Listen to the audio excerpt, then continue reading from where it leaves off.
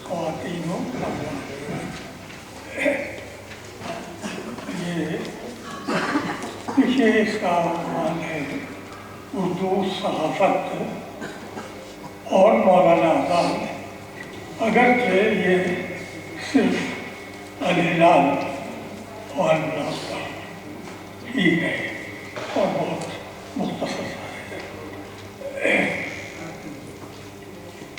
مولانا ابوالکلام آزاد نے اپنی علمی، ادبی، سیاسی اور دوسری کامرانیوں کا آغاز صحافت سے کیا اور اس متلون مزاج میدان میں بھی نئی راہیں تلاش کی، جن کی نقوش متعدد جرائم اور کم سے کم ایک روزنامے پر کم و بیش 70-75 برس بعد تک تلاش کیے جا سکتے ہیں۔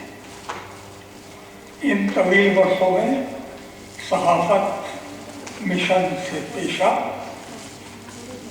اور پیشے سے کسب زر اور حصول اقتدار کا ذریعہ بن گئی۔ ظاہر ہے اس سے مولانا کی صحافت کا کیا تعلق ہو سکتا ہے؟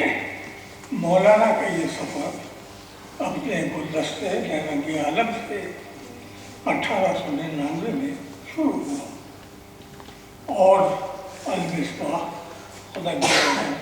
ایڈورڈ گدر، تحفہ ابدیہ، ایسر الاخبار، لسان الصدق، الندوہ، وکیل اور دارالسلطنت سے ہوتا ہوا اپنے ہفتہ روزہ الہلال اور البلاغ پر ٹک گیا۔ الہلال کی اشاعت کا آغاز 13 جولائی 1912 کو ہوا اور 29 ستمبر 1927 کو اس کا آخری شمارہ شائع ہوا۔ ان 15 برسوں میں اس کی اشاعت کا سلسلہ 2 بار منقطع ہوا۔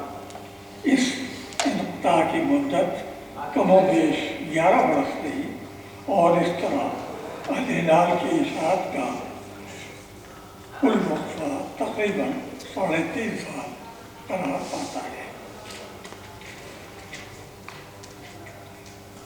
عدم اشاعت کے وقفے میں کہ یہ وقفے اور آخر میں الہلال کا منظرنامے سے غائب ہو جانا، پریس کی ضبطی، کلکتہ سے مولانا کے اخراج اور اخراجات اور وسائل کے درمیان عدم توازن کے سبب پیش آیا۔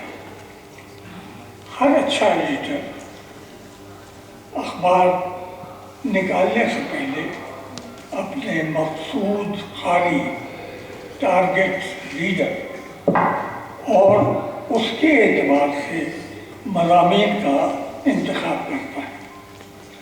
الہلال کے مقصود قاری اہل ہند اور خاص طور سے مسلمان تھے اور اس کا مقصد اسلامی ممالک میں حکومت برطانیہ کی ریشہ دوانیوں سے مسلمانوں کو واقف کرا کے ان کے دل اس سے پھیر ڈالے۔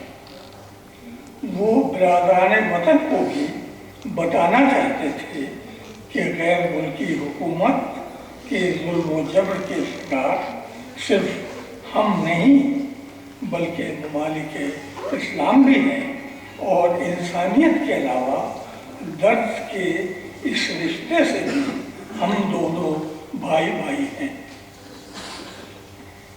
اس مقصد کے حصول کے لیے ضروری تھا کہ اخبار اچھے کاغذ پر چھپے، اچھا چھپے اور دل و دماغ کو ہی نہیں، آنکھوں کو بھی فوری طور پر اپنی جانب ملتفت کرے۔ چنانچہ پہلے شمارے کے صفحہ اول پر